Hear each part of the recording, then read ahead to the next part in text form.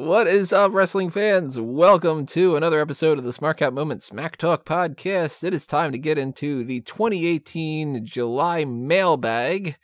Questions you guys submitted, we're going to give you the answers. That's how mailbag works. So first things first, let's talk about who's going to give you these answers. I am your host as always, Tony Mango, and I should just say everybody as always. You should just say, regular crew right now. But Callum Wiggins and Robert DeValise.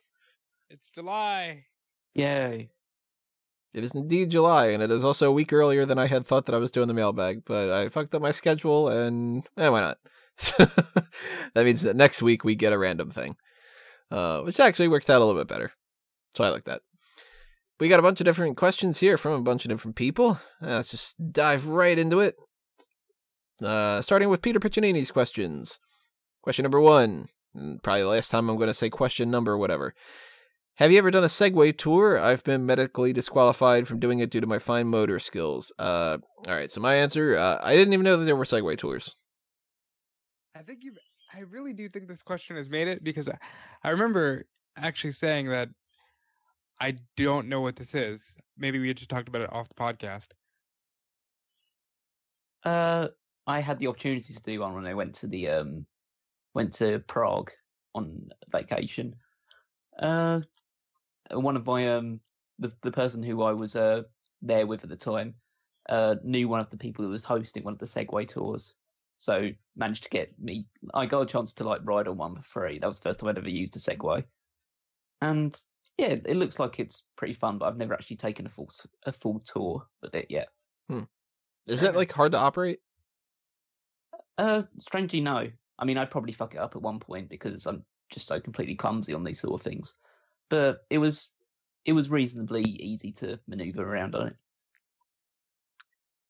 Actually, I will say question number 2 on this because I haven't lost track yet.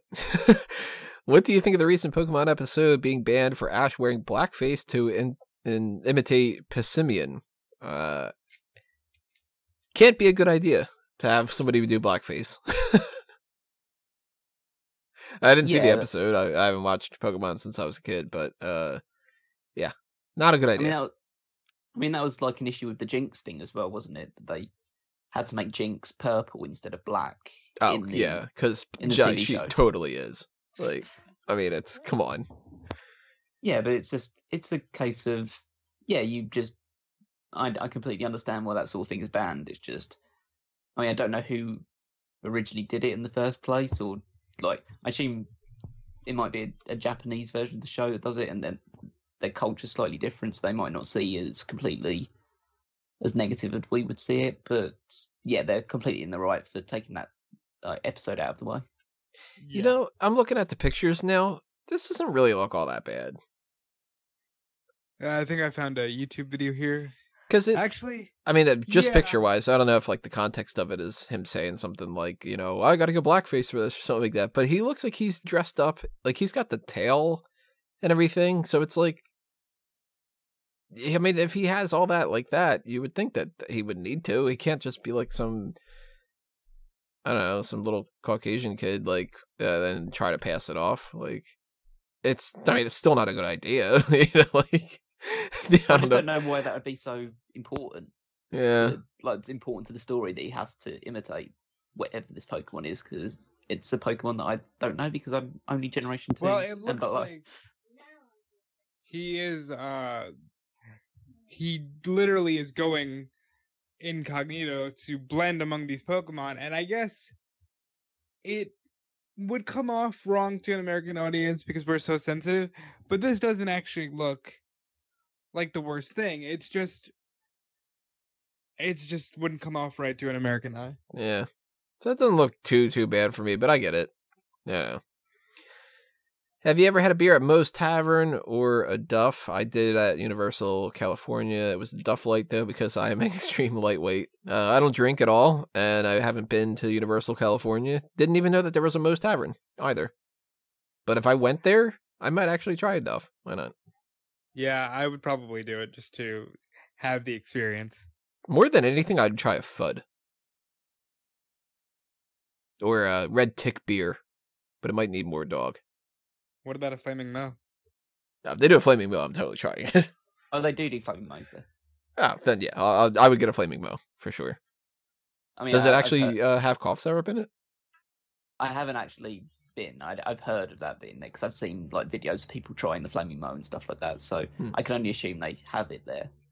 But I assume it's just just a generic drink. Yeah.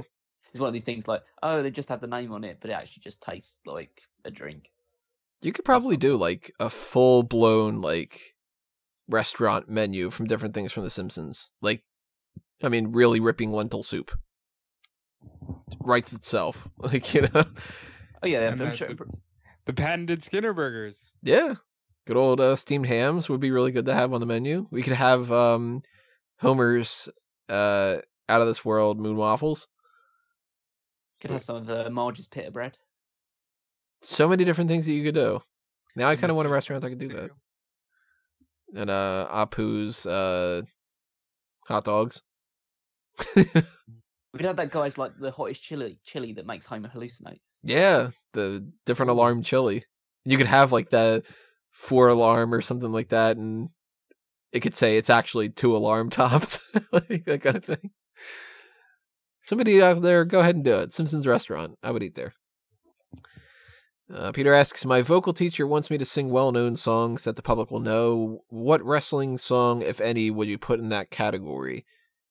I could only think of 3. And I think that it's even a stretch. I thought John Cena's My Time Is Now, only really because of the meme.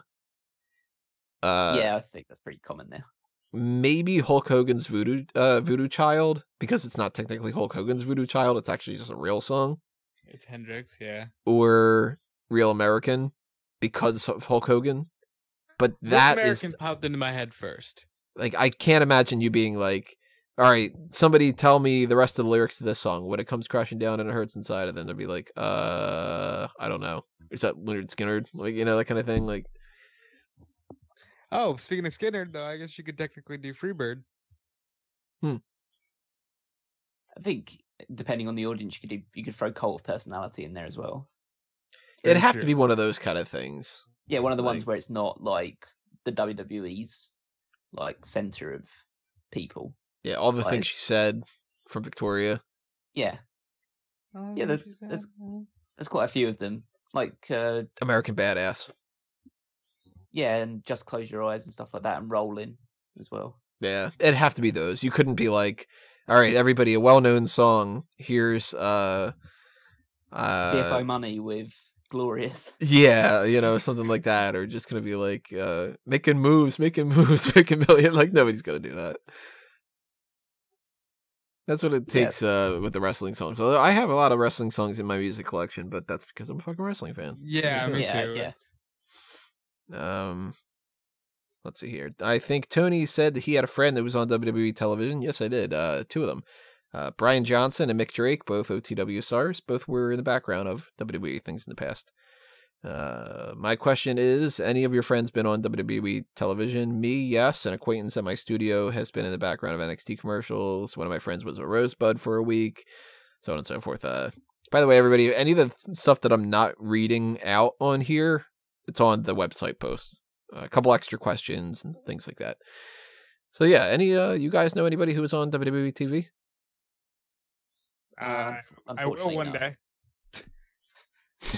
I'm confident that somebody I knew will be on WTV one day, and maybe when that moment happens, I'll bring it up. But for the moment, no, I don't know of anyone personally that's been on WTV. I'm unfortunately not very familiar with a lot of guys on the British wrestling scene, especially not any ones that have gotten to WWE. So yeah, I'm pretty You gotta limited. get stepped up. I know I've got to start like invading the gyms and local stuff here and just try to say, hey, if you get in WWE one day, you better let me know or something like that. I also have a friend that was on camera in the crowd for like a split second on like some random episode of Raw or something like that. And I was just like, is that Tony? I'm like, yo, Tony, you at Raw? Or like, you know, and he's like, yeah, you know, like you just popped on the screen. And Wasn't, Orlando on TV? Orlando might have been, yeah, Mike Orlando. If that's the case, then there's another OTW wrestler who's on there. And Caitlin and Angie. They have their Smark Out Moment sign getting taken away from them on an episode of 205 Live. That's rad. So, they're not like close up, obviously, but they're sitting a couple rows back, and you can see this green Smark Out Moment sign, and you can see this guy pointing at them and giving them like the "give me the sign" kind of motion, and then they pass it around. So I like that quite a bit. Oh, well, wait a minute. Technically, we know somebody. And Nick was on Takeover, this past Takeover, sitting behind Keith Lee. Which, Nick Kaufman, if you don't know, is the head editor over at WrestleZone. So, yeah, I guess so technically I have... Nick popped up on there. And eventually I will. I'm waiting for that. Screaming in the background, going like, "You need to push this person," or like, something like that. Another question here from Peter. What do you think of the Savage Jake Strong, otherwise known as Jack Swagger? Don't know what that's about, but I looked it up and I was like, you know what? That's not a bad ring name.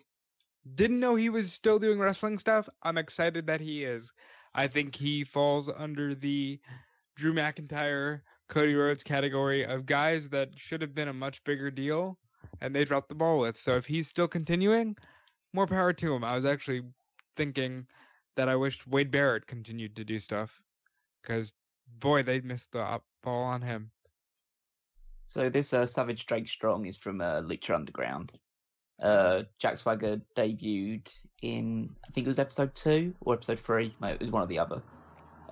He had a 6-man tag team match, which his team lost because when they debut people in Lucha Underground, it's most likely they're actually going to lose their first match. Just the way they do things. Don't ask me. But and then he just took out both his partners and like stood tall at the end of it. So they seem to be treating him as a big deal. They're treating him as like a threat, and they've already said that his ankle lock has broken multiple people's ankles and stuff like that in the course of a couple of episodes. So I like the character and I like the name. So how is this season of Lucha Underground, real quick? It fucking sucks. So bad. That's what I thought. Okay. It's really not living up to old standards. So I would not encourage people to check it out unless you were previously watching. I'm still watching because I was hooked into the original story, but any new people that are thinking about checking it out, don't watch the first 3 seasons and be happy. Still haven't seen an episode. You're missing out. Oh, lost track of what question I'm on. Oh, here we go. Oh, this is something, yeah. What do you think of Wikipedia taking away the wrestler movesets? Fucking stupid. They got rid of the in wrestling section on every single wrestling page. Really? So it doesn't have a list of the finishers. It doesn't have the list of the signature moves. It doesn't have a list of the theme songs, the managers that they've had, the tag team partners, nothing like that. Because they're not wrestlers, Tony. They're entertainers. Well, the stupid thing that I've been seeing is the argument back and forth is them going, well, this isn't necessary information for non-wrestling fans. And it's like, you look on... me searching for it. The whole point of Wikipedia is that it's like an encyclopedia type thing. The more information, the better. Why would you need to clean up a section that isn't a cluttered mess? And other things are saying, well, can't we just incorporate that into like the prose version? Yeah, I'm not going to read paragraph after paragraph of the breakdown of like, and in Backlash of 2006, the so-and-so faced whatever, where they refer to them as one of their nicknames in one sentence. That's not handy information. If you had the in wrestling section, you used to be able to go through and you'd be like, all right, these are the nicknames that they had. These are the managers that they were associated with, whatever like that. I don't understand why this was removed. And now that people are arguing for it to get back, it seems like there's this mentality of like, oh, you don't want us to remove these? Well, fuck you, you stupid internet marks. Where is this random anti-wrestling thing coming from? For 10 years, apparently, they've had this section. And then somebody just decided, like, no, it's too cluttered. How is the list cluttered? I mean, who... Is it Wikipedia making the call on this? Or is it an outside influence? I don't know. It just seems so weird that out of the blue this happened. Yeah, because it makes me feel like... I mean, I don't... Again, conspiracy theory stuff, whatever. Could it not be a case of WWE influencing them to do it? Or some other promotion or something? Though? I don't know why. I can't answer anything why when it comes to WWE or anything like that. But whoever's made this decision, well, why not take away like filmographies from actors and stuff like that? Exactly. That's exactly the other point I was going to make, because then you could go, oh, well, can't you just like, because one of the other arguments is people going, yeah, well, that seems like it's better for like a pro wrestling wiki specific thing. Okay, well, we have IMDb. You mean you're going to tell me the filmography section of an actor is going to be removed? And then people will go, no, because that's an actor. It's a stigma against wrestlers. Yeah, It's weird. I'm looking at Orton's Wikipedia right now, and it's got useless information like the Wrestling Observer Newsletter awards that he's won, but it doesn't have anything about his moveset. And who's to say the next thing that they do is they don't just remove the championships that they won? The championships and accomplishments section. Mm. It's really stupid. And I hope that if there was some kind of edict to like do this, that it gets reversed. I can't imagine that it was like WWE telling them not to do it, because if they were to say, well, you know, we had to remove this because of like a copyright kind of thing or something like that, then I could understand it more. It would still be stupid and I would hate it. But then it was like, well, it's out of Wikipedia's hands. This seems more like it's a bunch of power-hungry moderator type people that just kind of had it out for wrestling, I guess. And I just don't get it. I hope that people keep arguing with it. Then again, I don't know. Fucking net neutrality. It's my answer to everything nowadays. Final question from Peter. Alexa Bliss got accused of sleeping with officials? I don't think so. If someone on the current roster, male or female, was sleeping with officials, who would it be? I honestly don't think anybody. No, it's I wouldn't believe. If we were going to most likely, just to speculate, even though I completely agree that it's very unlikely that anybody's sleeping around, I'd go with Carmella. Just because I have heard there have been rumours flying around in the past, at least, that she had something with Michael Hayes, and that was kind of what was getting a push early for her. But you hear those sort of stories banded around; they're almost certainly not true. But if there's anything that's resulting in her keeping the championship for as long as she has, there must be something behind it. If it was going to be anybody, Carmella would probably be one of my picks, because you got to factor in how many people are in relationships. The likelihood is most people tend not to cheat when they're in relationships, so you got to give them the benefit of the doubt. How many people are really like maybe the type to do that kind of a thing? I don't think that Carmella necessarily is the type, but like, and then also how many people are really higher ups that could be in a position to do that? Yeah, you'd have to assume that they're. I mean, it's obviously that's because most people you would bring up in this sort of conversation, even if it's just a speculation thing, is going to be women, because there aren't that many top-ranking female officials in WWE beyond Stephanie McMahon, and obviously she's not going to be sleeping around with anyone else. Right. So, do you think somebody's fucking Linda McMahon? Like, come on.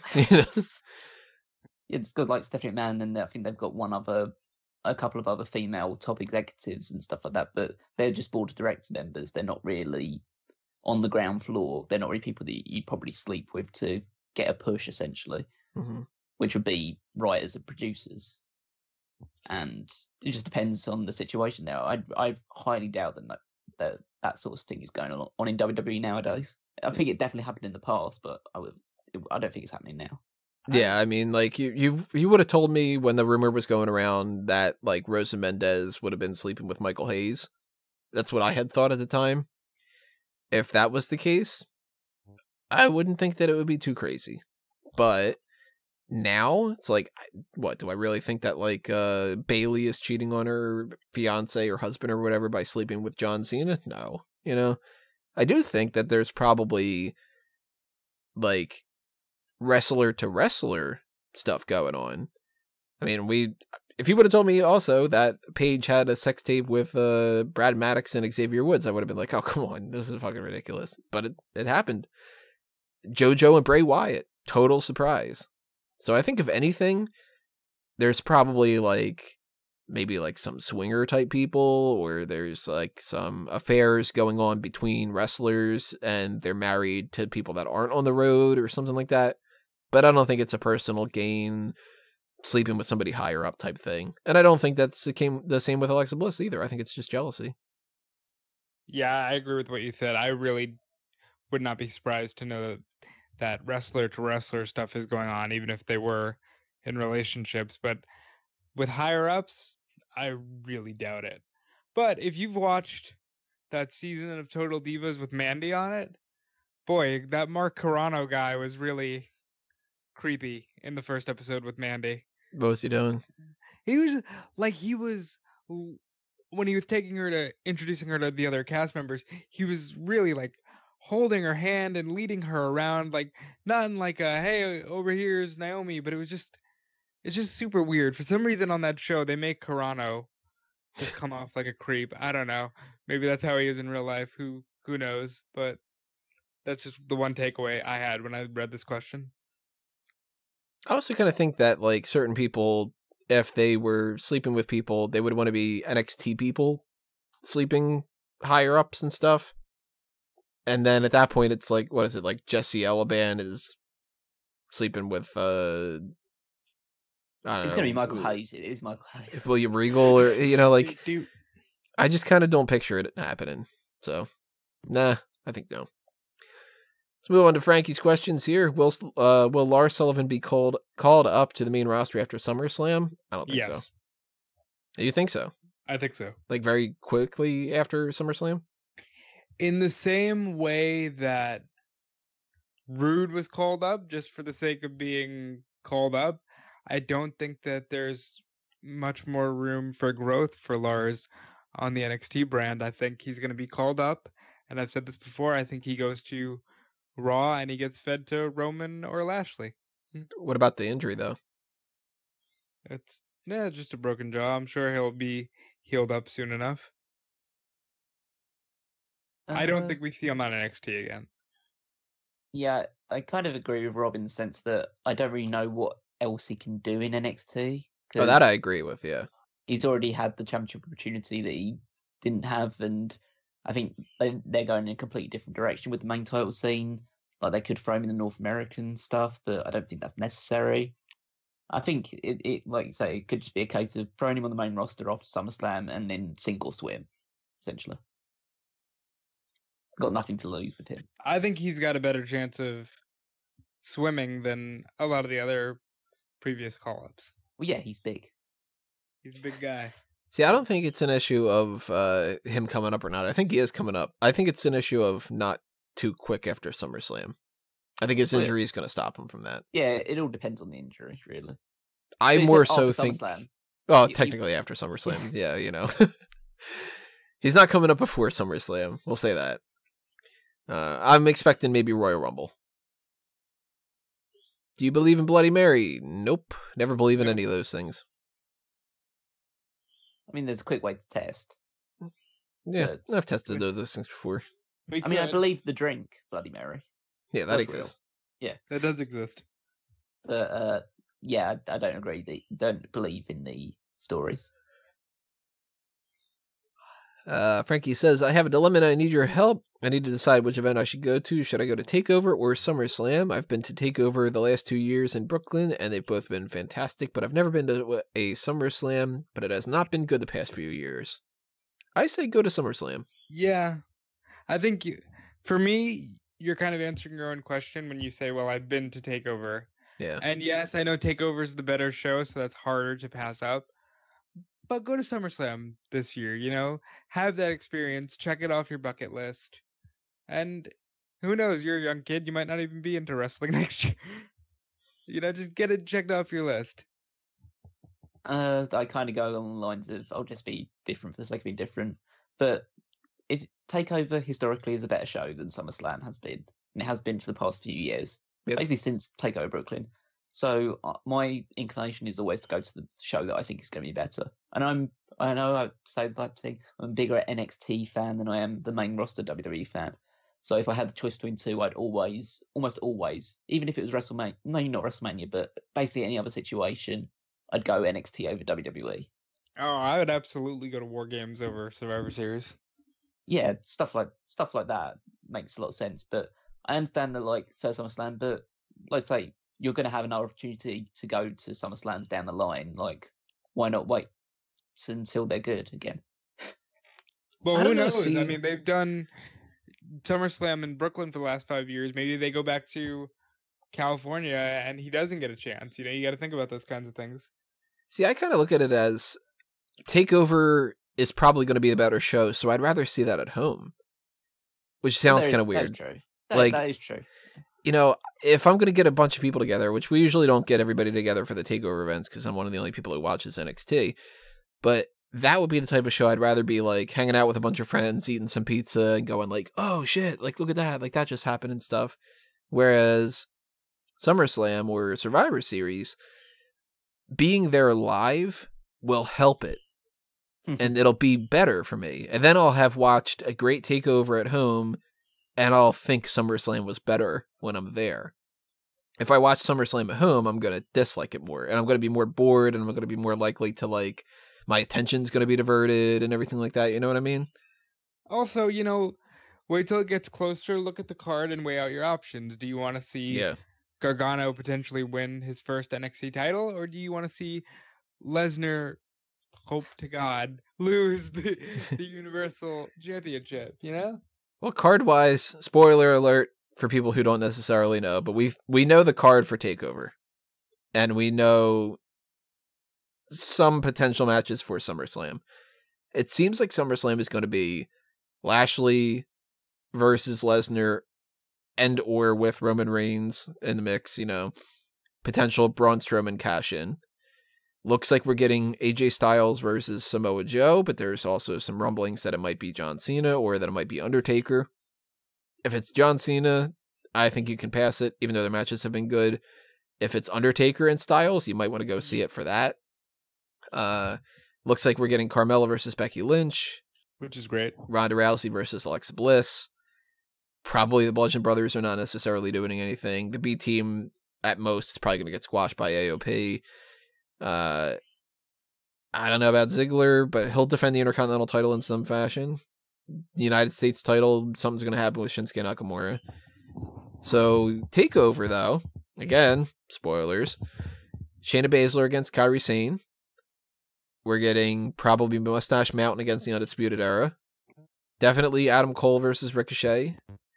And we're also getting EC3 and Velveteen Dream. And a triple threat between Gargano, Ciampa, and Aleister Black. So Now, if those are my options and I'm in Frankie's shoes, I'm waiting for Tuesday to hear if that announcement is somebody like The Undertaker versus AJ Styles. And if that's the answer, I'm going to SummerSlam. But if not, and it's just Joe, I might take my chance on TakeOver. really, I kind of think you're going to have fun no matter what. So Definitely. I mean, the real answer is to beg your parents to give you more money so you can go to both. yeah, And that's then the the best Raw answer. after. Yeah, and the Raw after, then you don't need to see the SmackDown after. Another question here from Frankie. If WWE told you that you must book Hulk Hogan to have one match against somebody else on the main roster of NXT, who would that one superstar be? I almost didn't pick this question in because I thought we could do it for one more match. And we could. But I'm just going to say right now, John Cena. Well, he said NXT, Tony. Main roster or in NXT. Oh, Yeah. I thought it was just NXT. I'm like, you see, I don't know. My instinct immediately said Cena as well, but what if we could get a good like Lars Sullivan? Well, we're assuming it's Hulk Hogan as he is today. Yeah. Um, That's why I say just John Cena. It's not going to be Yeah. good no matter what you book. like literally John Cena, and he has to have the kind of match that he had with Taker, where he just bumps and feeds for Hogan and doesn't have Hogan take a single bump. But Hogan's entire matches were him just taking abuse before the final like I minute or know. so. So, but I'd go with Mark Henry. Maybe Titus O'Neil, the way that these things are going down. Or what about Booker T? We're coming for you. Not gonna say what you thought I was gonna say. But, Hogan. I was You thinking, were going to say but- Hogan. Yeah, of course. Do you want Buddy Murphy to claim the Cruiserweight title at some point He down should have the already line? had it. He should have already had it. I think it Period. would have been too easy, or not too easy, too quick to take the title off Cedric, but I think that they should have gone with other people and then eventually put the title on Buddy Murphy. I think So, yes. Murphy's fucking great. I think the longer Cedric's held the title, I'm thinking that they should have given it to Mustafa Ali instead. Yep. I agree Cedric with has been a good Callum champion. 100%. And everything I see of Mustafa Ali on like social media and stuff like that, he's such a good person, such a Likeable great person. role model. He definitely would have made a better champion than Alexander has. You guys So- thinking Leo Rush is next? Yeah. I think Gulak's next. I'd be cool with it. The way they've been building him up to just like squash people, I think he's definitely the next person to challenge Alexander. I don't know whether he'll win it or not, but I think he's next up.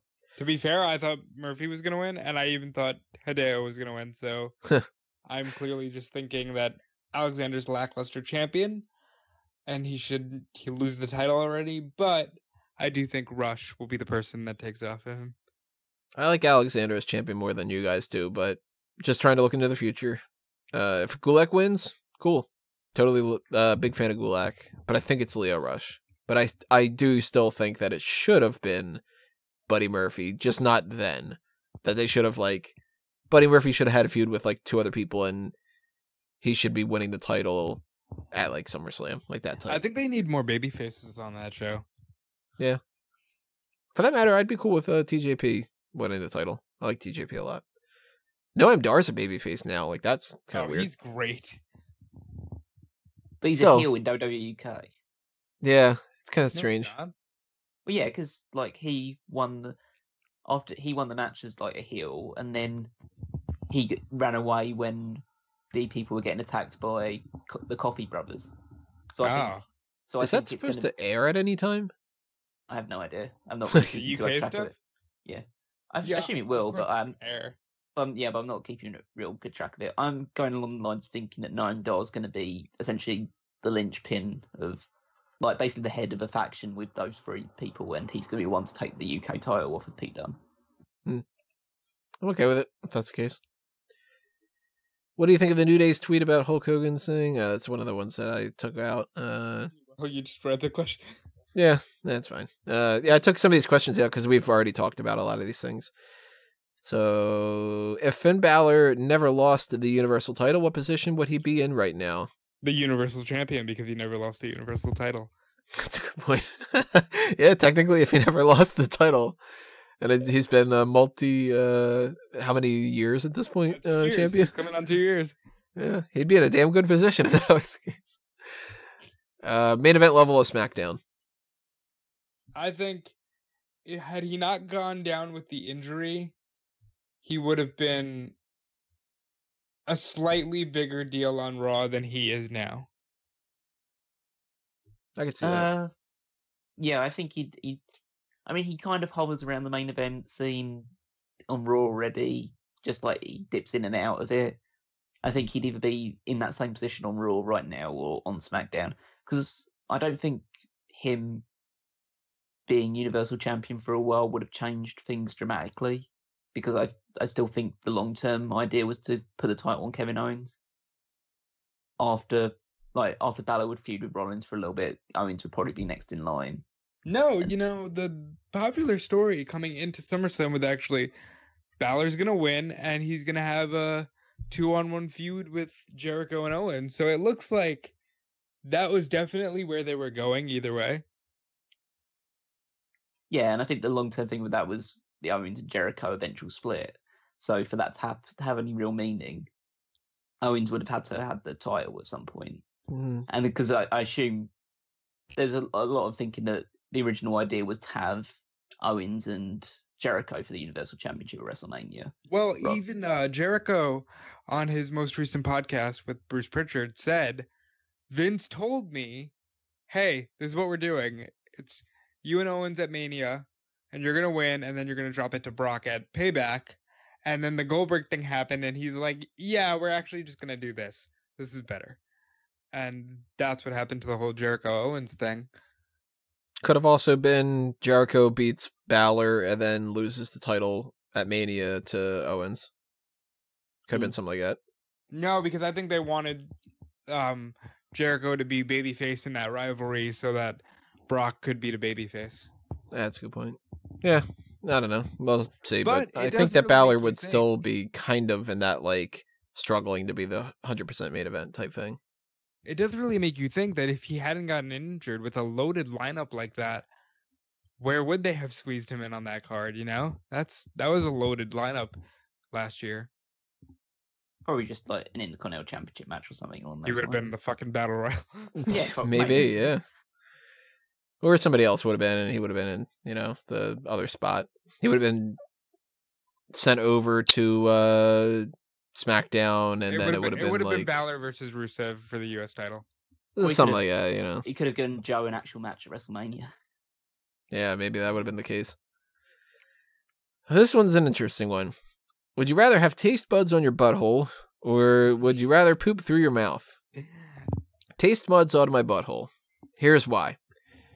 Both ways, I'm tasting shit. Because I have taste buds in my mouth. So if I poop through my mouth, I'm tasting shit. If I have taste buds on my butthole, I'm tasting shit. However, if I still shit through my butt, my teeth and my breath are not getting ruined. If I poop through my mouth, they are. So fundamentally, there are less negatives with taste buds on your ass. Tony Also, has you have- convinced me. Yeah. Also, you have to see it happen in front of you, like in front of your face, essentially. Yeah, which is like, then what are you going to do? You're going to throw up after that? Then it's Yeah. like you're going to do that every single time. So, and Wait. the smell is right next to your nose. So that's another thing. Yeah. I kind of more just like not angry at the question. I'm more disappointed. I'm disappointed, frankly. Yeah, I think that's a definitive answer. If your very, very, very best friend in the whole world was about to go to jail, not the jail. It's like there's one jail. About to go to jail for 25 years, would you rather help them and have a guilty conscience for the rest of your life, or would you refuse to help and lose your best friend? Doesn't it depend on what I mean, Well, doesn't it depend on what they go to jail for? well, in this case, we're assuming that they've done something wrong and that we would have to feel a guilty conscience for. Yeah, well, it's 25 years, so you're assuming it's something really bad. Well, that's like if you kill somebody, it might have been on self-defense and you're still getting sent to jail. And like, I don't think that anybody should kill anybody. So part of me would still be like, yeah, you still killed somebody though, like that kind of thing. But I'm going to try to help them if it's self-defense. But if they're going to be like, oh, I'm going to jail for 25 years because I pirated movies, fuck you, I'm helping them. You know, like. Yeah, I'll give you that. Yeah, it depends on the circumstance, what's actually happened. But yeah, I think in the most realistic situations where it's 25 years and you're going by the assumption that, yeah, they definitely did it, I'm going to end up losing them because it's just a case of I can't let myself suffer for it. If it's something where I legitimately would feel guilty, then yeah, they suffer. And I just kind of go, you know what, sucks, but you did what you did, you know? Yeah. It's not my fault, it's their fault for what they did. Yeah. Do you like cheesecake? I hate it. Boo. How do you hate it? Love it. It's the best dessert that ever came in the dessert world. And you're from, I assume, based on the fact that you want to go to SummerSlam, you're from New York. How do you not like cheesecake? It's crazy. Cheesecake is, I wouldn't go so far as to say it's the best. Because, I mean, sometimes it's just like, man, I really want a fucking donut or, you know, like that kind of thing. But cheesecake is so fucking good. It's so fucking good. Here's where Callum says he hates it. I don't hate it. I don't eat it very often because it's like it's I'm not a huge dessert eater in general because I find those things too rich or too sweet. I don't have much of a sweet tooth. So it's too rich and too creamy for my taste, really. It's fine, but I'd rather have something else. You know, it's weird. I don't like cream cheese, but I like cheesecake. I don't like sour cream, and some people have like sour cream on top of cheesecake, and that kind of ruins it and stuff to me too. But a lot of people like fruit on cheesecake. I'm not a big fan of that. I would rather just have plain old cheesecake. Yeah. See, I prefer things like fruitcake as opposed to cheesecake because it's just more dense and it's got more stuff in it. So Well, if you go to like Cheesecake Factory, you got like a whole bunch of different types of options too. So, Bro, you got Junior's in New York. Junior's cheesecake is where it's at. didn't ever hear about Juniors. I might have to write that down. Junior's Cheesecake. Where is that? It's in the city because I That's like that gonna mint. going into my notes. Junior's Cheesecake. Okay. All right, I'm gonna eat the fuck out of that at some point. Would you rather have a really smart kid who is mean or a really dumb kid who is super nice? Dumb and nice. Yes, 100%. Fuck assholes, man. I mean, this is coming from a smart kid who was an asshole. So, essentially, I know which one I would have rather been, and I know which one I'd rather have my kid be. I've said it before. I don't want a little version of me. He's a prick. I think I'd prefer the little version of me because that way I could relate to them, So smart and a bit of an asshole. I'm okay with it. I would like feel how you just bad said though bit if of an I arsehole. like if I had a kid that was really like mean. I would feel bad that they would be making other people's lives worse. If you Yeah. have a dumb kid who's nice, you could be like, "Wow, they're stupid," but hey, like they got a good heart, like that kind of thing. Yeah, but that can only get you so far in life. I mean, it also depends on how mean and how dumb. If we're talking mean, like the type of kid that's like, torturing animals, it's like, no. And if we're talking so dumb that it's like, what do you mean I can't like light my shirt on fire? I was cold. Then it's like, oh God, like, Boy, you really put some thought into that. yeah. Then you return them. How's that gonna work, Tony? Drop them off at an adoption agency. I don't know. Knock on wood. I hope I never have to have that situation. I want kids who are smart and nice. I was wrong. It's not in the city. It's in Brooklyn. But I just sent you the address. I might have to just go to Brooklyn then at some point. Be like, hey, sweetie. Hey, Frankie, go when you're at SummerSlam, and then you'll change your mind about cheesecake. Would you rather be with somebody who is not a good kisser or someone who is not a good listener? 100% somebody who's not a good kisser. Yeah. A one you rather be with, yeah. Yeah, of course. Yeah, good listener it has to be. Like, if you have somebody who can't listen to you, you can't be with them. That relationship's not lasting. No. And that's Sorry, for Tony, what did you everything, too. I was saying... wasn't paying attention, sorry. So this one, I'm pretty much probably going to be the only one that answered this, except for Rob, if you've been into it, too. Frankie wants to know about Big Brother. Has a couple questions. Have you been following it? I have been. All right, so you can be able to chime in, too. I'm going to turn my mic off. Who are your favorites and least favorites? My favorite is Tyler. Haley and Bailey, for obvious reasons. What about Kaylee and Rayleigh? I'll tell you who my least favorite is, JC. JC he's my least favorite from when I see him, but they haven't been showing him as much. So I also don't like Rockstar. First off, anybody who says, call me Rockstar, fuck you. Yeah. Well, I also really don't like Caitlyn. I hated Swaggy C, so yes, I was glad he's gone. Yeah, very glad Swaggy C is gone. I loved seeing him be so depressed that America didn't like him, though. I don't like Caitlyn. I think she's crazy. I instantly like Brett. Is that his name? Which one? One of the bros who has the stupid goatee thing going on now. Just making sure. Yes, it is Brett. Yeah, Brett. I instantly like him so much more this week after he was making fun of Caitlyn by being all like, "Oh, I saw a vision and it said you should take me down to the Power Veto." Already like Brett for that. I don't really like Bailey. Actually, she's one of your favorites. I don't really like her. I just think she's cute. Leave me alone. If you're going cuteness, Rachel's the best looking for sure. Nope, Haley. Haley would be my number 3, actually. I'd go Rachel, Angela, and then Haley, and then Caitlyn, even though she's got the whole, like, Nicole Richie bug-eye kind of thing going on. But also, yeah. Scotty's great. He's a wrestling fan and a SpongeBob fan. So yeah, I like Scotty. He also wants to know, how would you play the game? I would be knocked out the first week. I wouldn't be caught dead even trying to be on a reality show. I can't answer that. I almost applied one year, but I missed the Philadelphia date. And I would not get signed, first off, because I'm not in shape. So they'd be like, "Do you have asthma?" And I'd be like, "Yeah." And they'd be like, "All right, no." Like, immediately with that. But like, I would be the type of guy that I would try really hard the first week, and I would end up saying something, and people would be like, "I'm fucking pissed," and I'd get knocked out. I have no qualms about that at all. There's no way I would win. He wants to know who we think could end up being the winner. I think right now the person playing the best game is Tyler.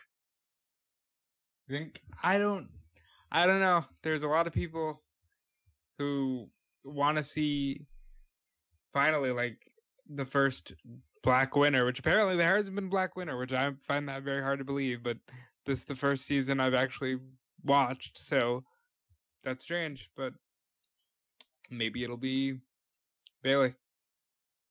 I hope it's not a floater season, but it might be. I don't know.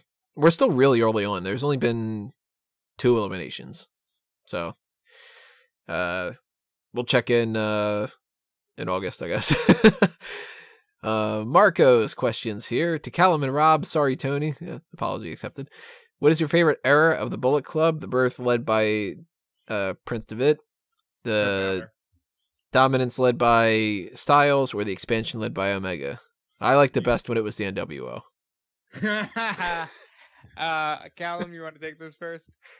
I'm probably not the best person to ask about this thing, because even though I'm a huge New Japan fan now, I wasn't watching back when the Bullet Club was first formed, so I can only start watching.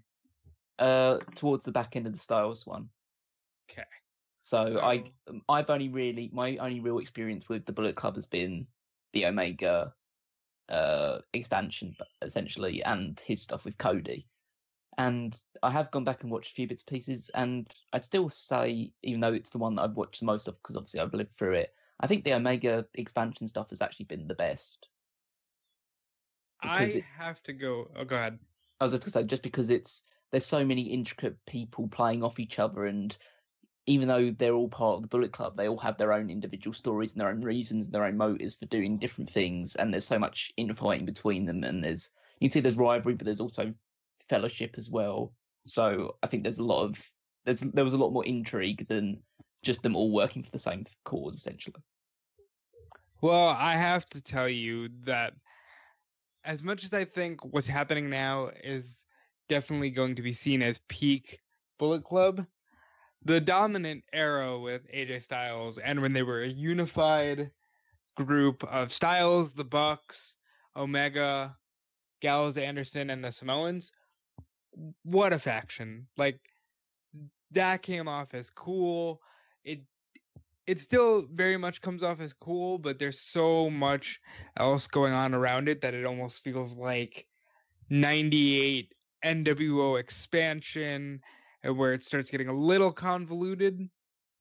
But I think if you look at the core of the Being the Elite cast, if that was just what the Bullet Club is right now, I'd tell you that now's era would be the best. But I have to go with the dominant Styles era. Also, who'd you say this was, Tony? Marco? Yep. I know that probably unpopular, but I really wish Adam Cole would have gotten more of a run with the Bullet Club, because I thought that he fit with the Bucks and Kenny, and even when he brought in Paige, I thought that fit so perfectly. So I was really a fan of the Adam Cole stuff. I wish it would have gone on longer.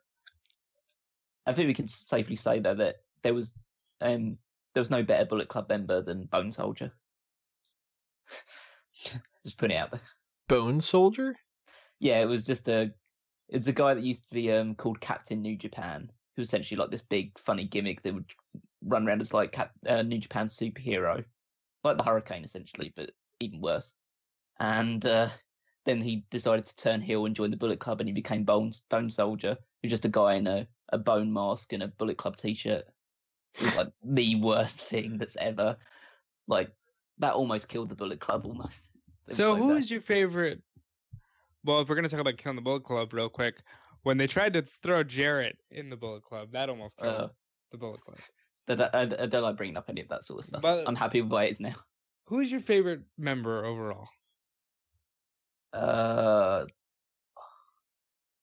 Well, just by that, Bone Soldier. Yeah, I mean, Tony would love Bone Soldier, but if we're going the like belt. all time, I'd probably go Skull. I've always liked my Skull, so Gee, I wonder why. Is it because you're is it because you're British, Cal? that's because he's got a lot of charisma. Who's yours, Adam Cole? Because he was there for like 2 minutes and then went. It's not Adam Cole. Thank you. It's not. First of all, I want to say honorable mention. You cannot discredit the Tokyo Pimp. Secondly, probably Kenny Omega. The easy answer, I guess. But you went with the British guy. You're British. How does that? Okay, that's enough Bullet Club talk. I know Tony's coming out in a rash now, so let's move. No, I'm just trying to figure out any more puns that I can think of. If professional wrestling didn't exist, what other hobby would you be investing all this time in? I'd probably be more focused on movies than I already am. I mean, this is a very easy question for you, Tony, because you already have everything built up with, fanboys and stuff like that. I will say, though, when I wasn't watching wrestling, I spent a lot of time I was like under the impression that I really wanted to be a screenwriter. And I was like writing my own script ideas and different things like that. Eventually realized like, hey, you know what? I really don't think that I've got it. Like, it's not something I really want to put the effort into and potentially fail. So maybe I would still be stuck doing that. I don't know. But yeah, probably movies. Which is like, sorry, my main hobby anyways. I thought about this a lot because it's a very difficult question for me. I had tried earlier this year to kind of move further away from wrestling, and we're 7 months in, and I'm currently doing more wrestling than I had ever done in my life. So it's something I gravitate to because it's always been there, but I had to really think about it, and I'd probably be trying to do something with animation or like comics in terms of writing, because I'm a very big fan of like Batman, let's say, and I would love to write a Batman story that gets featured. I think it's hard to say because wrestling's just been such a big element of my life for like 16 years or whatever. So, but I think around about the time I was starting watching wrestling, I was also like big into magic. So I'd probably be doing that as more of a hobby right now. And I think at that point in time, I was also starting with guitar stuff, and I was into a lot of other sports as well. Like wrestling started to take over a little bit more than anything else. So I'd probably be more interested in like a different sport that I used to be interested in, like cricket or something along those lines, just to try and fill the void. But maybe I'd be doing more magic related stuff, or I'd have learned some sort of musical instrument or something like that. But probably something that would be a lot cooler than wrestling actually is. But you love what you love, essentially. When I was younger, I tried to get into video game programming. So maybe if I didn't have the large cloud that is wrestling, I might have done more with that. It's weird because I've always had a lot of side hobbies, but always kept coming back to wrestling, so I can never give you a 100% for sure answer. Let's be honest. The answer for all three of us is knitting. It's very much so. Yeah. Knit scarves and shit like that. Giant socks. Always seemed so random. I don't know why people like doing that. That's the slogan, knits the shit. What's the next big technological advancement you could realistically see in WWE in like 10 years? I don't know. Instant replay. This depends on just how much the VR craze actually takes off. I think it's going to be dead very soon. I hope so. That being said, maybe not 10 years, maybe 2030, but I'm waiting for the day where a featured match at WrestleMania is a hologram of Andre the Giant versus a hologram of Yokozuna. Like, I think hologram type stuff is going to eventually penetrate WWE. Well, what's weird is, like, I mean, next big technological advancement. I can't think of big technological advancements that aren't just like natural progression of what we've already got. Like you could say, oh, well, maybe it's going to be Raw and SmackDown and all them are on the WWE network. Well, that's not really anything too big. That's just, hey, they get a better deal. Well, I think he means in terms of production and what goes into these shows, because just the look of wrestling in 2018 is so much different than 88 or even 98. Yeah, we're going to progressively get better and better quality picture. So we made the jump to HD. I don't really think that was like that big of an advancement. It was just sort of like, yeah, eventually everybody's going to have HD. And eventually everybody's going to be using 4K, and eventually everybody's going to be using 8K and 20K, whatever that ends up being and stuff. So like that's not really all that like surprising. I don't think that the VR thing's going to be like, hey, plug in your VR and it can make it seem like you're in the crowd at the arena. I don't think that's going to be the case. They're going to try it. I do think they're going to try it. They'll try. I don't think it's going to catch on. Because VR, a lot of people seem to brush past the idea that you can't do that with everybody without a lot of people feeling sick to their stomach.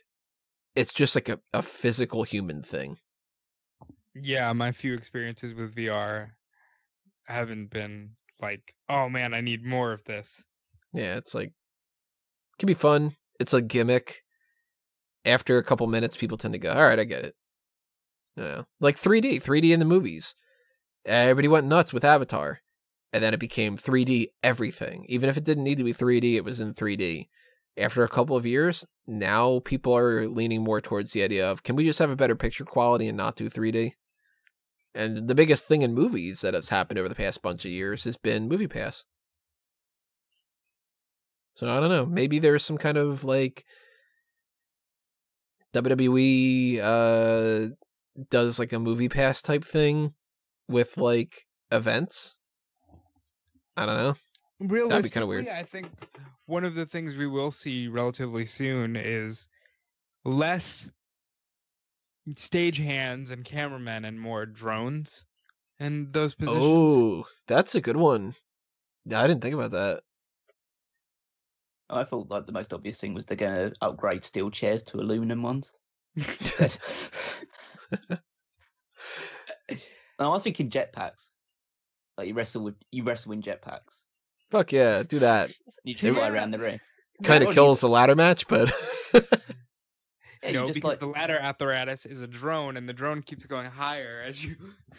I think at some point, I mean, I imagine like this will probably start in Japan or something like that. But you're going to have two robots wrestling each other, and they're just going to have like perfect matches, and then just going to start realizing, oh, we can change professional wrestling just to robot fighting instead. That's why I see it's the long-term future of professional wrestling. Yeah, especially with they're starting to do these realistic androids, so who knows? That'll be fun to watch. So we're just gonna get BattleBots. Yeah, like. And the funny thing is, they're gonna have more personality than a lot of people in WWE right now as well. Well, that depends. Is it like a Rock'em Sock'em Robots kind of thing, where it's people controlling it, or? I genuinely don't think it matters in that regard. Well, it could matter because it could be a member of the WWE writing staff who just controls a giant robot, and then what good is that? Oh, I'd see Iron Giant fuck up Wally. Why not? Always for the big guys, huh, Tony? Oh, it's like Andre the Giant tossing around Hornswoggle. No, you're always for the Braun Strowmans of the world. What about the little guy? What about Hoovy? The little Johnny Five of the division. Howard's question. Howard has asked this question, I think, 3 months in a row. We finally figured, fuck it, we'll just answer it. He says, marry, fuck, kill, Nia Jax, Mount Fiji, Karma, and Bertha Faye. God damn it, Howard. For the purposes of this game, we're going to pretend like half of the field is not deceased, and they're living and are eligible.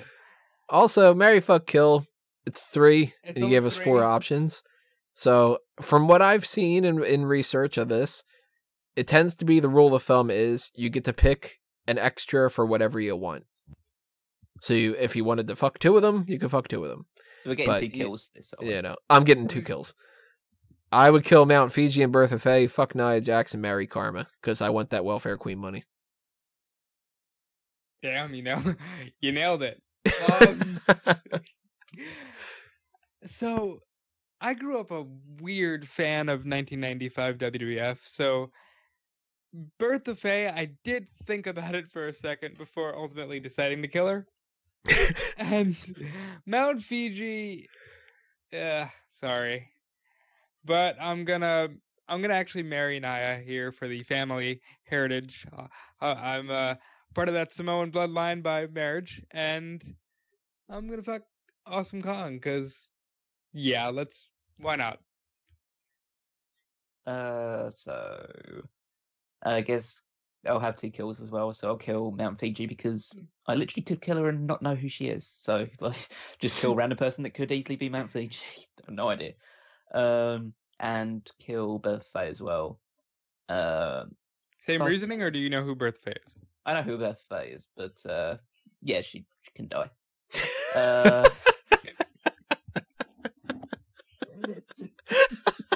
I mean, Harvey Whippleman seemed to like her, but that was about it, really. So Yeah, that's not a justification.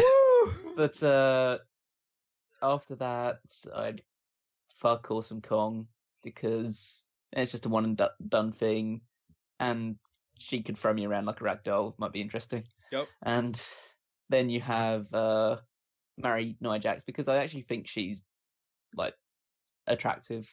Obviously, she's a lot bigger, but she's not a bad-looking person, and she's related to The Rock and all that other stuff. And she's a former women's champion. She's probably made more money than all the other ones in their entire careers. So happy with that decision. Yeah, I will say this: if you said Machu Picchu instead of Mount Fiji, might marry Machu Picchu. I don't know. She seems really nice. Still marrying Nia Jax, you know? Nia Jax is the best looking out of the 4, so that's why she gets the fuck. I think Karma's a good looking lady. Well, she's got the crown, at least temporarily. I mean, we've seen the goods because like they did that TNA Battleground where her top flew off as well. So Yes. That happened? Yeah. It turns out she never actually wore underwear. Well, she didn't wear a bra under her outfit that she wore. Huh. So it just flew up. Just as she went over the top rope, it just flew up over her head and stuff like that. And it was memorable. Not worth the marry, though. All the more reason why I shouldn't have been watching TNA, and I'm happy for that. Well, Howard, now you need to send in your answers, okay? Yeah, you definitely have to, Howard. You made sure that we answered this question. We need to know yours. Howard also says another question here. How would you feel if WWE decided to make a 30-man elimination chamber match, sort of like a Royal Rumble? 30 pods are surrounded around the ring until one man is left standing, and that would be your winner of the elimination chamber match. Man, that would be a clusterfuck that you could never fit into an arena. I mean, speaking of TNA. Yeah, but I'd fucking watch it. Why not? Really, the first thing I thought about was Tony's very organized. He strikes me as a person that has OCD. This would probably kill him. This mess of a match. Imagine how tiresome it would be if after every 90 seconds you heard that like that, and it's like how many blinking lights and stuff, so many seizures going on. Well, the biggest issue for me is, I mean, it's pretty much the same as a Royal Rumble because it's just like people coming in the ring, people being eliminated, stuff like that. It's the pinfall and submission element, which is the bigger issue. It's the fact that you got to do all these punishments, people inside the elimination chamber. You have people flying off the pods when there's 18 people in the ring or anything like that. It's like it'll be an interesting spectacle. I just think it would be a complete clusterfuck, and it definitely comes off as something TNA wrestling would have done 10 years ago. Yeah, but they didn't have 30 people employed, so they couldn't. Yeah. No, they did. They just did these kinds of clusters with the X division. Yeah, but it's just it looks like sort of thing like, oh, it'd be so cool if they did that, and then you watch it and think, oh, this was such a bad idea. This actually made me think, God, WWE games, in order to spice it up, they need one of those Fortnite Battle Royale modes, and this just looks like a Fortnite in real life scenario. Just sandbox it like you would if you were playing with wrestling figures and you were 6 years old, that kind of thing. Yeah. George Stallum, or Stallum? Maybe I should stall. Stalin. George Stalin. George says, do you like Nakamura as a heel, and do you think that he's a good heel? Yes. I like him so much better as a He's heel. so good as a heel. Yeah, really good. He's now on my list as like obviously at the start of the year I was a little bit indifferent towards him and thought maybe it's not going to work with him being the babyface. But ever since then, he's like definitely not number one, but he's high on my agenda of like superstar of the years. I think his character work has been outstanding since being a heel. Just that pre-show for elimination for Extreme Rules with him pretending like he didn't hear Renee Young. That's like the interview they did at the start of SmackDown. It was like him saying like, "Oh, Jeff Hardy is a sad clown," and then the way he just says, "God bless America" at the end of it. It's just so good. He's better on the mic than most people that can speak English. Like That's fluent sad. English. Yeah.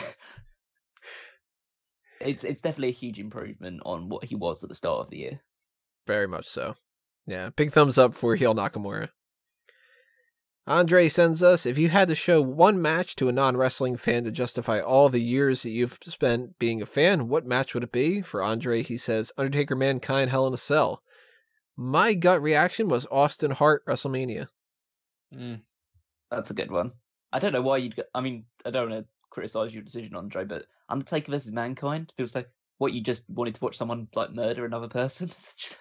That's why I think Austin Hart, it kind of checks off everything. You've got actual technical wrestling, you've got a twist at the end, you've got blood, you've got weapons. So it's kind of like, oh, okay, you like the athleticism, you like the danger element, you like the story element. I think that's probably what I would go with. See, I'm hesitant to say one of my favorite matches of all time, and a match that I would show to people that don't know about wrestling because they don't need to worry about that sort of stuff, is the Kurt Angle Chris Benoit Royal Rumble 2003 match, which I think is such a great encapsulation of what I love about wrestling. But then people might search, oh, who's this Chris Benoit guy? And then you just ruin wrestling for them entirely. Yeah. And then you just think, you were spending this time watching this guy and he killed his... you just want to avoid that. So in which case, you go Shawn Michaels Undertaker WrestleMania 25. That was another of my choices. Now, I saw Andre's answer, and I've seen non-wrestling fans watch this match, and it does hook them because it's just such a over-the-top spectacle.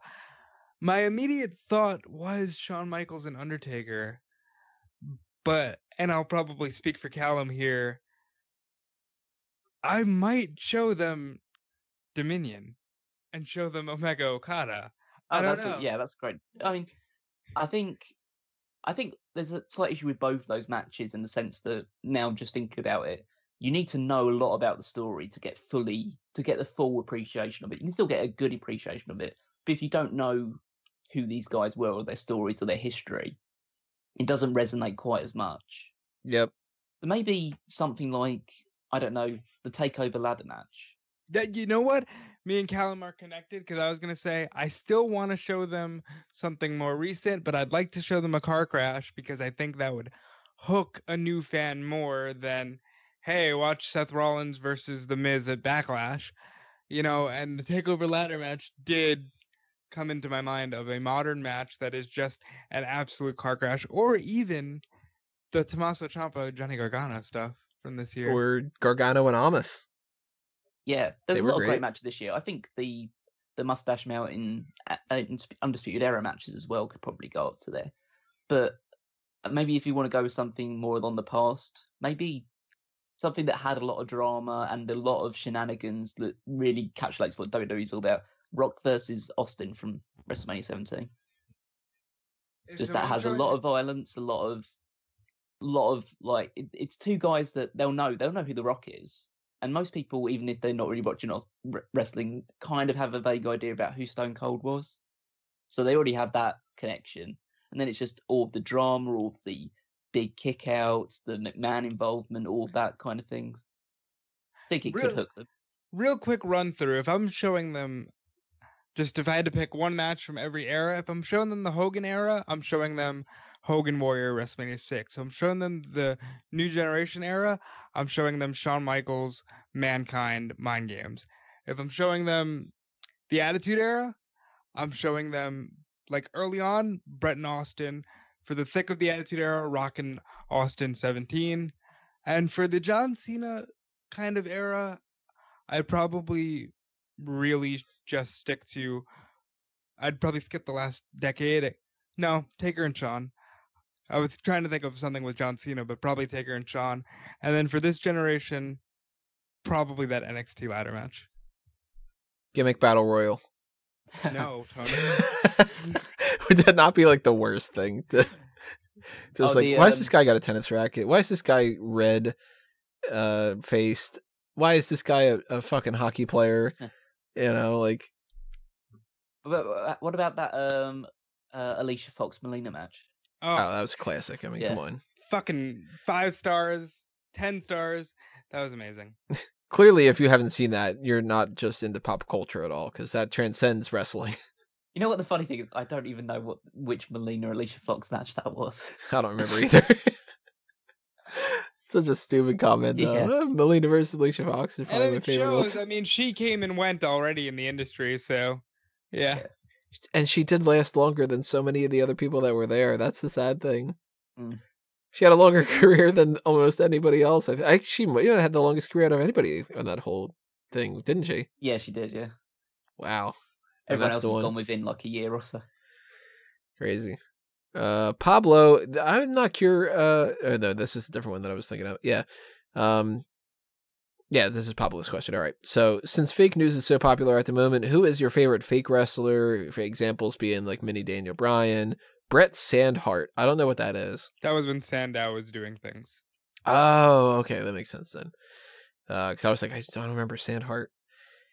My go-to reaction, even though it's just... Okay. Is it fake Undertaker 94? Yeah, why is that my go-to reaction? It is. I knew it. I don't know. For some reason, I was thinking this is probably what Tony will say. It's a high-profile fake wrestling thing. And it's like I don't have like a particularly soft spot for that, but that nostalgia for some reason. Fake Undertaker, SummerSlam 94. He sucked. So it's not even like he was good. He sucked. And I used to think that like Mini Vader and stuff was funny, or like the impressions and stuff. Like what was the dude's name? The Jason Sensation. No, the other one. The Charlie Haas, when he was doing those, like those fake things were funny. The Sandow stuff were funny.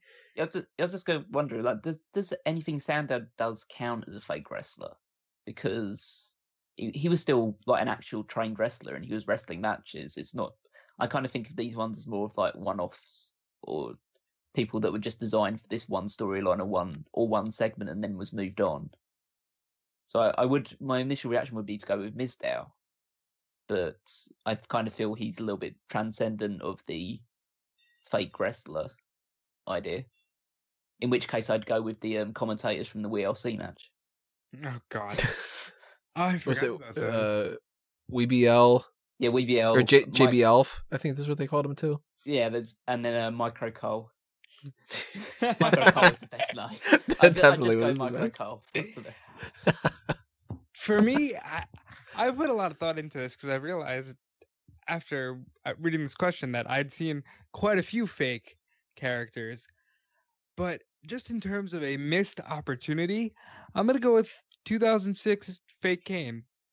Because they were building that up to be something special. And it was like they woke up the night after Vengeance, where after having the fake Kane win, they woke up and were like, what the fuck are we doing? And you know the just story behind that, right? Behind what it was supposed to be, or behind why they just killed it? Oh, what it was supposed to be. Wasn't it supposed to be that he was actually the real Kane? Yeah, it was the idea. They thought the Glenn Jacobs was going to retire, so they decided they'd create a real Kane. And this other guy had just been an imposter the entire time, and this guy, who was Luke Gallows, obviously in the mask, would be the real Kane going forward. But then the other Kane decided to re-sign and carry on, and so they just nixed it completely after that. Now, but think about that. That's why I chose him. How many storylines could have come out after that? You know, now who is this guy that's been going around as Kane for the last 10 years? Who is this guy, and when is he going to cross the Undertaker? Like these would have been great stories. I think it would have been interesting, but at that point in time, just Luke Gallows wasn't ready for that sort of exposure. So it would have been. I think it would have failed. Would it have been a third brother? You know, like you could do so much. And the one thing I like about Undertaker and Kane, which is why you can get away with these storylines, is they're the only characters that do hokey wrestling right. You know what I mean? Like for some reason you just accept it with them and it just works. It's so dumb that you accept it too, because it's like they go with the whole like American Badass, and it's like, all right, Undertaker is the nickname for Mark Calloway. We're going to acknowledge it as that, essentially. But he still is the brother that burned down Kane and Helga. And it's like, wait, are you fucking kidding me? It's so ridiculous, but I love it anyway. I don't know. Did we count Jim and Marvin Luther? He's fake. What about Little Jimmy? Oh, Yeah, he's fake. He was pretty good. He had a good career. Something special. If you guys can think of any more fake wrestlers, drop them in the comments below. Well, I'm interested to think of them. We can't get away from a conversation about fake wrestlers without touching fake Razor and Diesel. Well, this is supposed to be your favorites. These are fucking awful. You know what, though? But they did have a good... If you want to see one good fake Razor and Diesel match, go watch In Your House. It's time. They had a good tag match with Owen and Bulldog. It's like, instead of say hello to the bad guy, it's like, say hello to the mean person. It's like the knockoff shit that you see at a dollar store. Terrible. Moving on to Isaac's questions. Do you think Kane was meant to do more, and now that he's been injured, that he's done? Meaning more so about the Team Hell No stuff, not the fake Kane stuff. I don't think he was really going to do all that much more. I think he was going to wrestle more in the match, and they still would have lost, and then they still would have just moved on. I don't know. I think they might have won. Yeah, I think the more I think about it, the more I think that they might have won at Extreme Rules and then lost it the next SmackDown with Miz interfering or something along those lines to start off the Miz Daniel Bryan feud. Maybe, yeah, that could have been a But way I don't to think do it would have been much more than that. I don't think he had a role to play at SummerSlam beyond building up towards the Miz Bryan match. He probably would have got like fake injured by the Miz or something along those lines in the build up to it. Real quick, just because, you know, Tony just made that comment about them acknowledging Undertaker being a nickname for Mark Calloway. I hate that they're just starting to do that now, where it's like, yeah, and Kane was Isaac Yankem, and, you know, Undertaker's just this biker guy named Mark Calloway. I'm not a fan of stuff like that. Like, it's kind of insulting that we know that Kane is running for mayor, and you still expect us to just be like, hey, he's wearing that mask again. He's Kane, and he controls fire. It's just... I think it's fine. It's just you differentiate from the character and the person. It's like any other TV show. Yeah. Yeah, I guess wrestling's a weird animal. Yeah, it's different when it's wrestling because it used to be so protected in that sort of sense. But when you start just sit back and think, oh, it's just a TV show, and these are actors playing a role. Obviously, they're performers as well, and they're actually doing the moves to themselves and stuff like that. But at the end of the day, they're just playing a role on a TV show. I guess it's harder for me because, you know, I've been watching it for so long, and I'm still so ingrained and ingratiated with the whole. It's supposed to be protected, that just seeing them acknowledge these things just is really weird for me. It's still real to you, damn it. Yeah, I guess so. Have you ever injured someone playing wrestling at school or at work?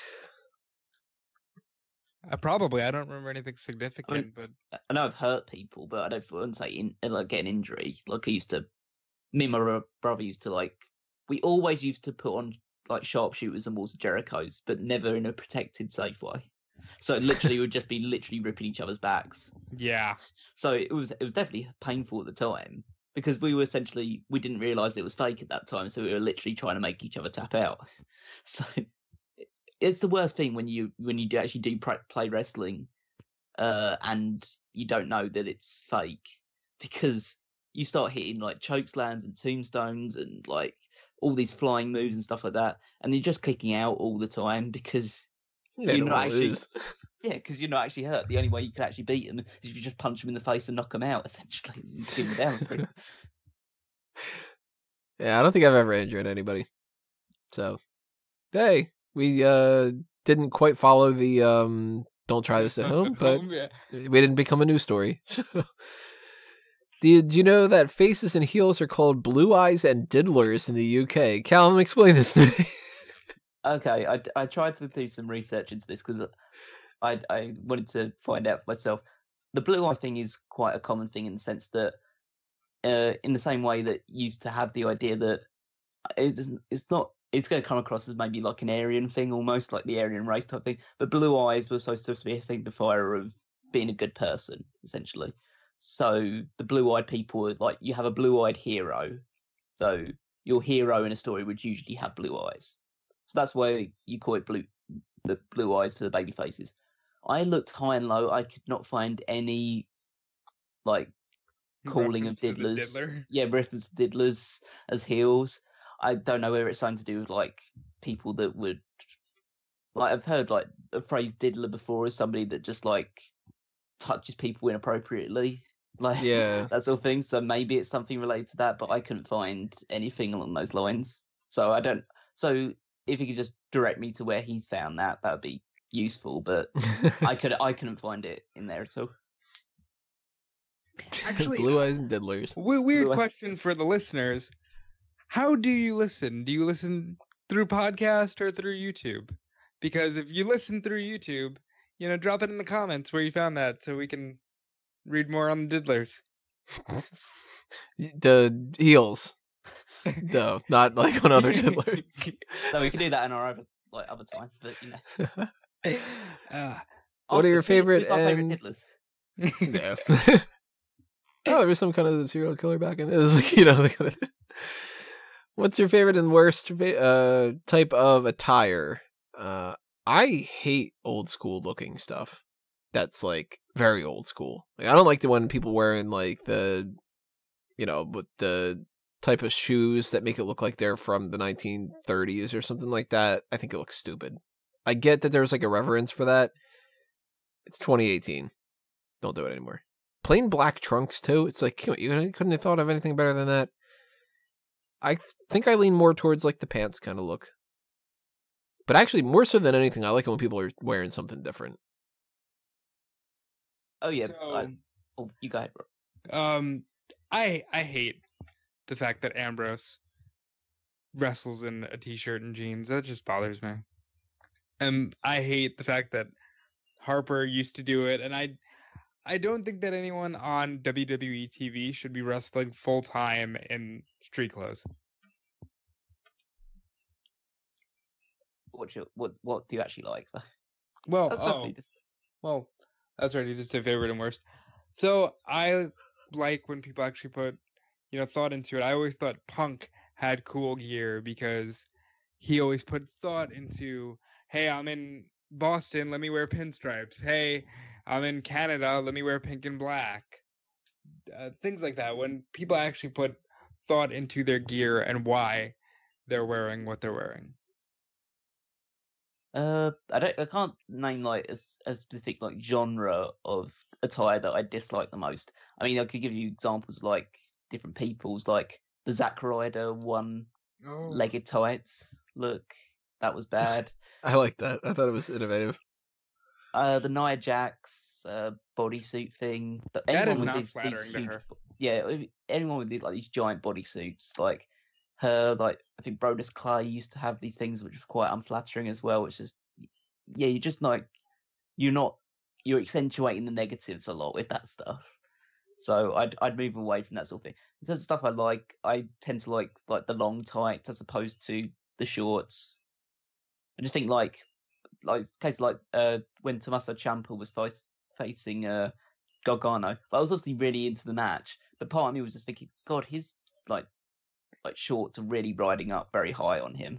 like I kind of want to be taken out of that situation. So long tights, give them some sort of like flamboyant colours or patterns and stuff like that. You've got more room to like show this stuff off. Like I was one of the people that was like the few people that was fan of when Okada went to the longer trousers as opposed to the the boxer shorts that he used to wear. Now, So I prefer will- that stuff. I will say, if it's long tights versus trunks, I am always a fan of like the longer tights. I just think a lot of my favorite wrestlers over time were wearing long tights. But that Okada look, maybe different tights, but he kind of, I don't know, I never was a fan of, am a fan of when he's wearing long tights. Each their own. Well, so can you guys like name a wrestler that when you think of like, oh, this guy always had the best gear? It used to be Undertaker. And like back in the day, like back in like the 90s and stuff like that, I used to really like his gear. I hate it now.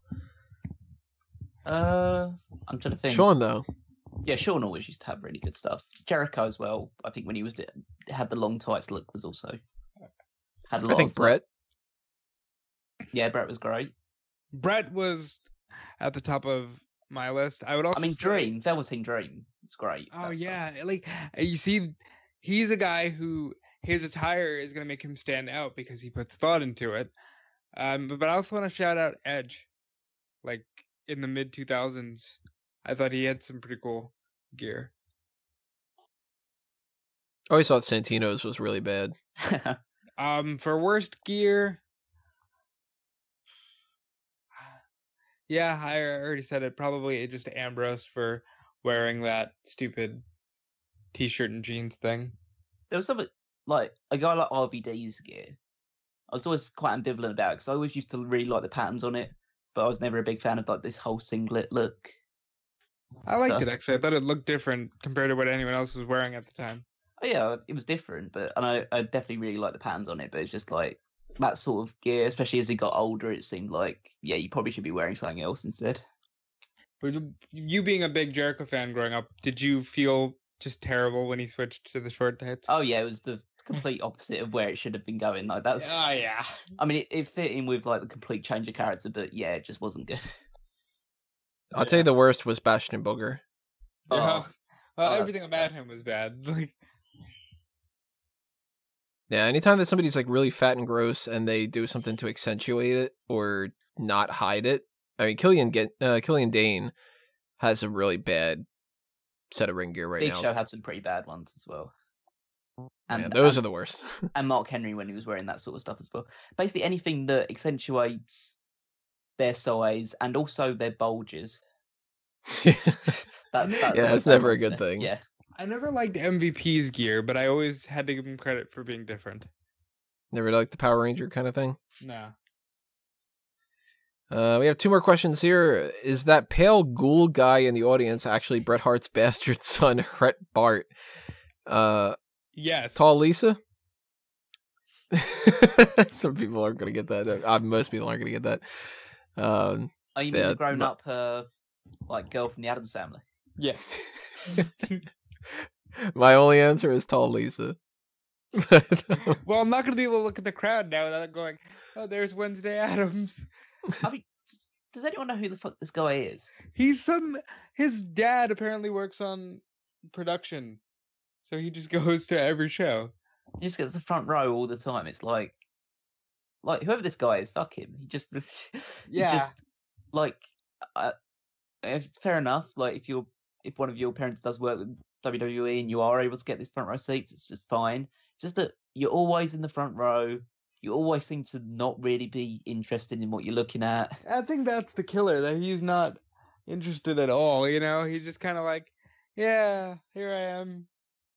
I mean, don't get me wrong, Yeah. I'm not entirely interested in the product as well, but if I go to a show, I'm not going to pay that much money to go to the front row. You get it for fucking free, and you're still not going to get excited about whatever's going on. Like, Oh, you liked, what was it, Ziggler or was it Rollins? He was cheering for one of them. yeah. And then you had it's like people like him and the Brock Lesnar guy and stuff like that. It's just, fans already try and get themselves over enough. We don't need some of them actually getting recognition. Just not, it's just not my style. Yeah. Let me just go on record, I hate all of the quote-unquote famous fans, like the Brock Lesnar guy, the Clown. Although I don't see the Clown anymore. And our final question is, would you erase Family Guy or would you erase South Park if you had to erase one of them from history? And I hate to say it, but I'd erase Family Guy. South Park's way too funny, better, more influential, more in pop culture. Yeah, Definitely Family Guy. Yeah, 100%. As someone, I mean, I watched both of them quite a lot. South Park is by far the more well-written show.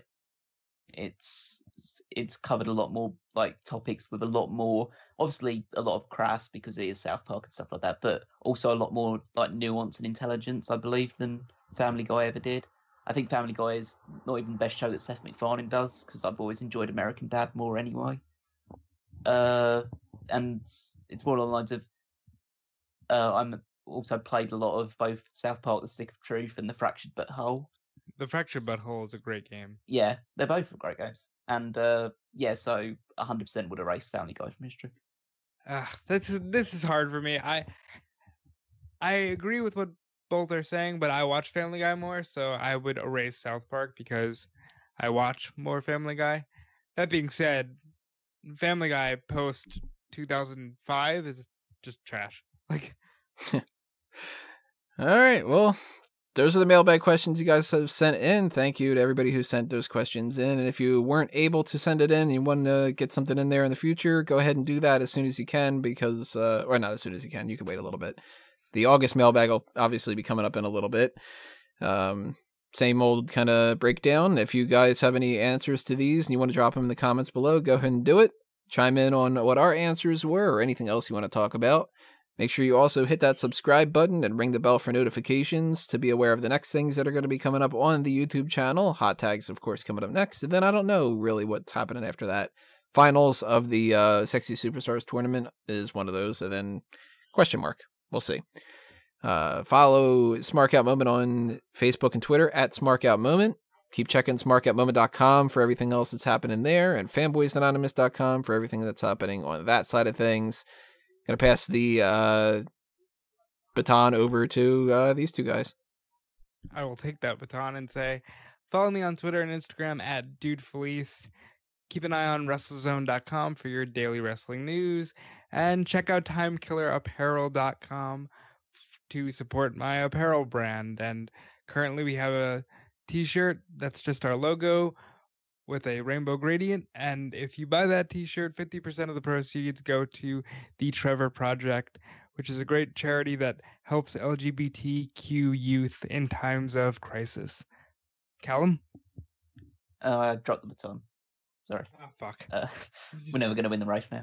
But if you want to follow me on Twitter, you can find me at Wigmeister14. And hopefully we'll be contributing a couple more articles to Smark Out Moment soon. But if you want to check them out, then my most recent ones were on Ronda Rousey and Alexa Bliss should be main event in SummerSlam, and one on the Ultimate NXT TakeOver card. So if you want to check them out, leave a few comments, let me know what you think. That'd be great. Alrighty, everybody. Thanks for listening to this as always, and for showing your support and everything else like that. We will see you when we see you. This has been another Smark Out Moment, and we're being counted out.